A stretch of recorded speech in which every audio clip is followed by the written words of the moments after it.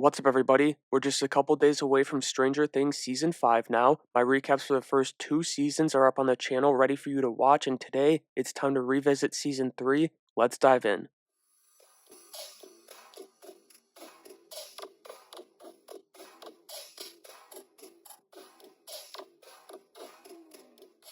The third season of the show got going as the Russians are now trying to gain access to the Upside Down. It turns out Murray was right all along, and this opening is also where we met Alexei, one of my favorite characters from the show, and I'm sure I speak for a lot of fans when I say that, even though he's only around for this season and not even the entire thing. Then Mike and Elle are kicking things up in their relationship. The kids are growing up, and Hopper isn't too happy about that right now. On the flip side, you've got Steve working at the ice cream shop in the mall, and that's where we meet another newcomer, Robin. But Steve's new job benefits the kids more than him in a sense. He lets them into movies through the back rooms of the mall. Well, all of them except for Dustin, who's been off at summer camp. He met a girl there, and he can't wait to show her off to everybody. But since she's a Mormon, he can only call her from his new comms tower that he built, another thing that he wants to show off. Unfortunately for him, Mike and Elle ditch the group to go be alone, and the others, well, they give him some time, but they only wait so long for Susie to respond. Kind of like how the Duffers only wait until about halfway through this episode, if even, to bring the Upside Down back. They're not wasting any time this season. Nancy gets a tip at her new job at the Hawkins Post about diseased rats. However, the Mind Flayer is drawing rats into the Hawkins steel mill and feeding off of them, and that's only the start. The Season 3 premiere came to a close as we go back to Alexei, the future spy and the current leader of the Russian Upside Down program, and that's when everything starts coming together. Dustin happened to tap into their communications with this new tower, and we hear the same message in this final scene. On top of that, Billy makes a fatal mistake driving past the steel mill. It's like I said a couple episodes ago, or a couple days ago rather, Season 2 Will walked so that Season 3 Billy could run. That brings us to episode 302, where Billy starts having similar experiences to Will in season 2. He's caught in the Mind Flayer's trap, but his hallucinations, or whatever you want to call them, are a bit more trippy. It's as if the Upside Down is evolving as he sees himself amidst a group of shadows, just people whose faces we can't see, before he officially becomes the main host.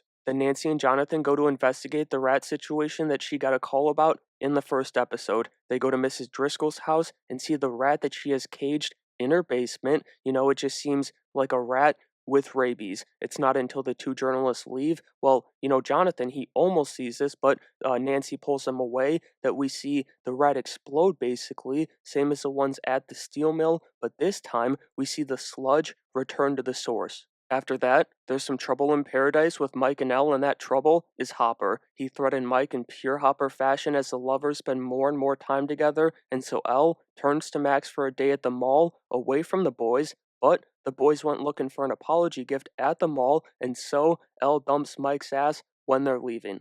Dustin's the only one who wasn't there for that because he's a bit preoccupied decoding the Russian transmission with Steve and Robin. Extra credit to Murray here, there are indeed Russian spies in Hawkins, and Hopper actually drunkenly stumbles into one of them when Joyce stands him up for their date at Enzo's. Oh, and Billy, he claims his first victim for the Mind Flayer, his coworker at the pool, Heather. In episode 3, the adventures of Max and Elle continue as the duo start having some childish fun with her powers. It starts by checking in on the boys, who are of course talking about the girls, and that's all fun and games, but then Elle goes to find Billy and shit gets real. She sees him presenting Heather as a gift to the unseen Mind Flayer and simply doesn't know what to say about it with Max in the room. Then over with the boys, growing up has brought more problems than benefits as they're fighting over girls now. Dustin's gone rogue because of it, hunting Russians with Steve and Robin at the mall, and Will's done with the lover boys, Mike and Lucas too. It's funny how the first time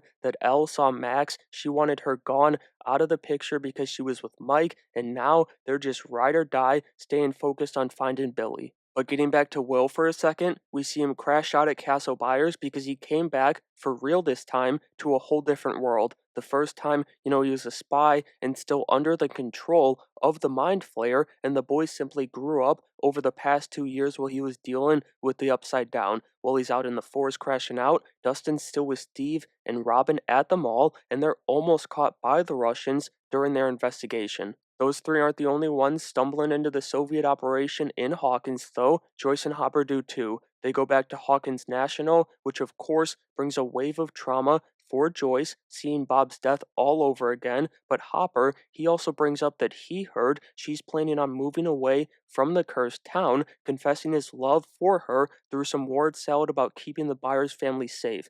But they realize they're not alone down there, and Hopper's cracked over the head by the same Russian that he bumped into at Enzo's. The episode closed as Max and Elle have found Billy. He's at Heather's house, and that's when we find out that she's the daughter of Nancy's boss at the Post. But none of that matters because it's not Billy, it's the Mind Flayer, and the two powers of the Upside Down, Elle and the Mind Flayer, have officially met. Episode 304 picks up the adventures of Max and Elle as she just can't get the stuff she saw Billy doing out of her head, and the visions that she's had have never really been wrong. She knows something's not right here, but nothing is right in Hawkins. You've got Mrs. Driscoll eating fertilizer, while Heather helps Billy and the Mind Flayer abduct her parents. In fact, when they're delivered, that's the first time in the show. I know we did kind of see it in the trailer, but in the show, it's the first time that we actually get to see the Mind Flayer. As the Upside Down makes its return, everybody split up into smaller groups yet again.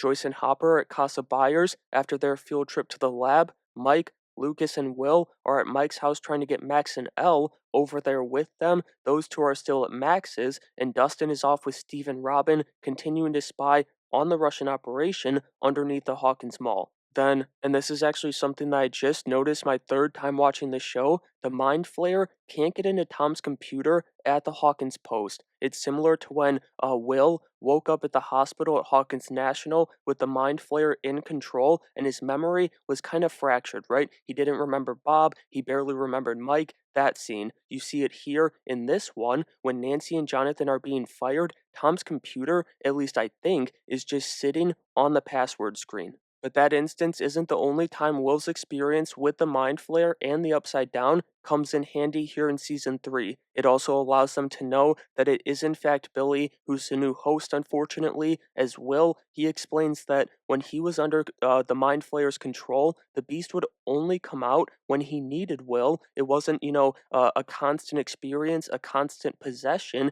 The host, it does get a break in between. With that being said, let's check in on Hopper and Joyce, who are paying the Hawkins mayor a visit. Hopper knew that he saw a motorcyclist leaving the mayor's office a couple of days before, and so he roughs the mayor up for some answers. That brings them to the mayor's house, where we find out he's been making deals with the Russians, receiving gifts in exchange for land deeds, as everything in Hawkins is connected. Going back to the kids tracking Billy, which is all of them but Dustin, they're headed to the pool to confirm what they already know. We see Billy out on watch, lighter in one hand and an icy in the other, and he's sweating bullets. To me, that lighter icy combo is not only a sign of him fighting back like Will did, but it's almost like the devil on one shoulder and an angel on the other. Regardless, they trap Billy in the locker room when the pool closes to get their answers. They play with his mind before forcing him into the sauna for the final test. Billy's freaking out, trying to appeal to Max, who stays strong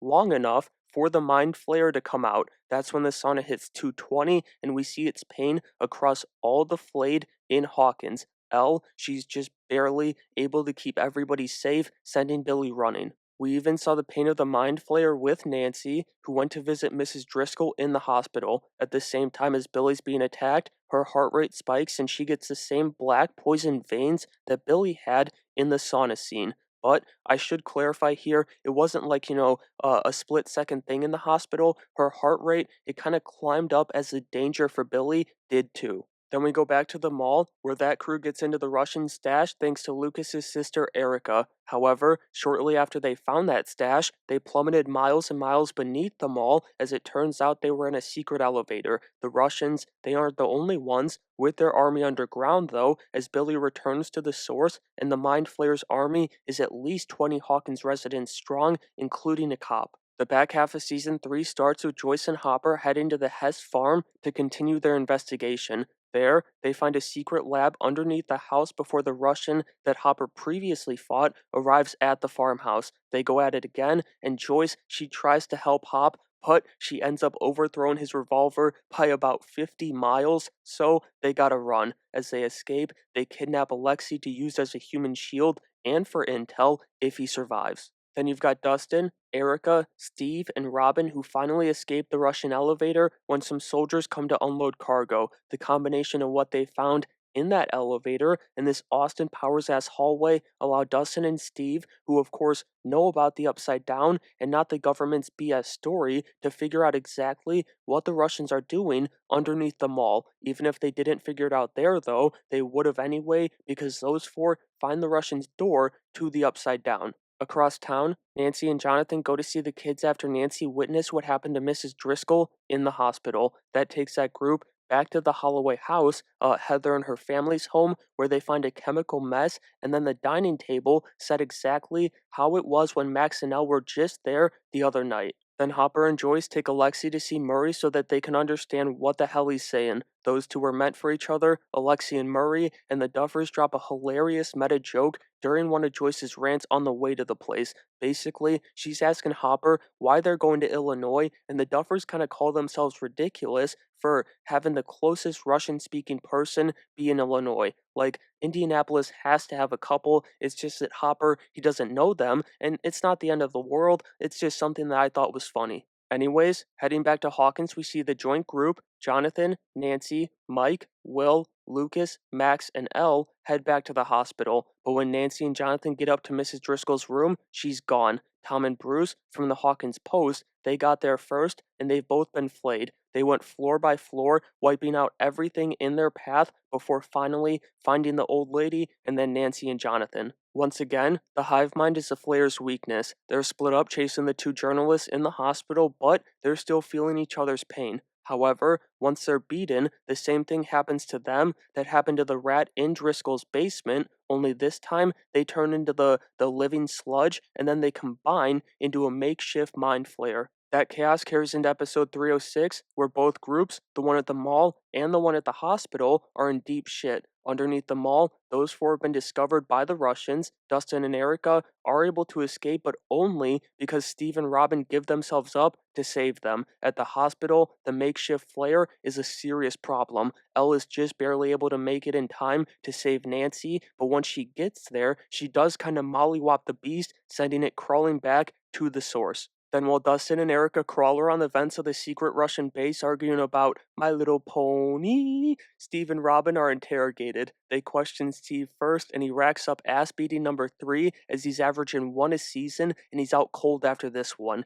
That's when he's brought to Robin, where they'll be interrogated together with True Serum. But the Russians aren't the only ones looking for answers. After their encounter with the mind flayer at the hospital, Elle's going all in looking for the source. She's able to find Billy, not the flare yet, just Billy, after an entire tissue box and hours of searching. At this point, it's basically a game of chess between the light and the dark of the Upside Down, Elle and the mind flayer. Back at the mall, Dustin and Erica find Steve and Robin just after their True Serum interrogation begins. But the Russians did have enough time to get some information out of Steve, including Dustin's full name, so the kids saved the duo, but maybe not in time, at least not for the sake of Dustin's family, if the Russians ever decide to come a knockin'. At the same time, Elle continues her search for the source, and that brings her to a beach in California. She's inside Billy's memories, seeing the abuse and the pain that he suffered as a kid, and the source is in there too. She treads the California beach until she finds the Hawkins steel mill in the middle of an upside down storm. They found it. However, the Flayer found out too as she revealed herself going into Billy's memories. Every single flayed member of the Hawkins community is activated and drawn back to the source, the steel mill. They're not called back to serve it though. Well, not how you'd think at least. They become a part of the Flayer in nasty fashion, and the battle is upon us. The penultimate episode gets going as the fireworks go off at the Hawkins 4th of July festival. The Wheeler family, minus Mike and Nancy obviously, sit atop the Ferris wheel watching them as the Mind Flayer charges through the forest towards the buyer's house. It's got Elle's location, and Jonathan, Nancy, Elle, and Lucas fended off long enough for the gang to escape once it attacks. While that's going down, Steve, Dustin, Robin, and Erica are still in the process of escaping the Russians. They hide out in the mall, sneaking into a Back to the Future screening so that the two True Serum dummies don't get lost. They still leave the theater though, but to go puke in the bathroom where Robin tells Steve the truth about her being a lesbian when he opens his heart to her. My guy Steve was left bam fucking boozled. He thought he had that locked down. Then as Joyce and Hopper head back to Hawkins with the dynamic duo Lexi and Murray in the back seat, the Russians trap our crew inside the mall. They're everywhere in Hawkins too. The one that Hopper's fought a couple times shows up at the festival with some backup right after Joyce and Hopper go in, and he takes out Alexi when they stumble into each other in the middle of it. Rest in peace, the goat. The Duffers sent us into the season 3 finale as the Russians closed in on our group at the mall, only for the other crew to come in just in time. Elle's always coming in clutch, perfect timing, but this time, after the fight, she's gonna need some serious help because the Mind Flayer's previous attack has her in a world of pain. She's got a pretty serious wound and infection on her leg, and it's only getting worse. The finale saw Joyce and Hopper rush into the mall where the kids are tending to Elle's wound. She ends up doing it herself, though, because as crazy as it sounds, that's easier than having Jonathan digging around her shin. So she gets the piece of the Mind Flayer out, and everyone is finally back together after putting the puzzle pieces together across town. They're only together for a couple of minutes, though, and then they split up once again. The mall crew, Steve, Robin, Dustin, and Erica go to Dustin's comm tower, those who were attacked by Billy and the Mind Flayer, so Mike, Will, Max, Elle, Nancy, and Jonathan are going for safety, but they're met by Billy outside the mall. Then the Alexiolus crew of Hopper, Joyce, and Murray are going to close the Russians' door for good. Part of the reason that Elle isn't with them is because of her injury, but also her powers are now on the fritz at the worst possible time. The Mind Flayers arrived at the mall, and the attack from the monster causes that group that was inside, that was waiting in there, to split up even more. Now we've got 4 different groups running around when the truth of the matter is that they're stronger together. We see that when the 2 groups inside the mall help each other escape, distracting the flare both intentionally and unintentionally. They're able to escape back out to the car, and that's when the flare has Billy attack. But it's like I said, they're stronger together, and Steve, he comes in with Robin and smashes into Billy's car, saving the 5 in the other car. Then back with Dustin and Erica, who Steve and Robin left to save the day, Dusty Bun's girl Susie comes in clutch with Plank's constant after Murray got it wrong. That allows Joyce and Hopper to get the keys needed to shut down the door as Nerd Power pushes the gang towards victory as it always does in Hawkins. The fight's just begun though, with Billy hunting Max, Mike, and Elle after the crash, but the flare only wants 11, so he just knocks the other 2 out and takes her. That draws everyone above ground at the mall to the food court where they unload their fireworks that they got onto the beast. Elle is also able to break through to Billy after being in his head, so for the first time since he's been around in the show, and fittingly as his final act, he's a good guy. But they haven't won yet, as Hopper still has to go for round 3 with that Russian, and that fight carries him out onto the catwalk next to the Soviets' upside down key. Now, he does win this round, but with the flare closing in on the kids, Joyce has no choice but to turn both keys herself. She shuts the door, eliminates the Mind Flayer, and seemingly seals Hopper's fate.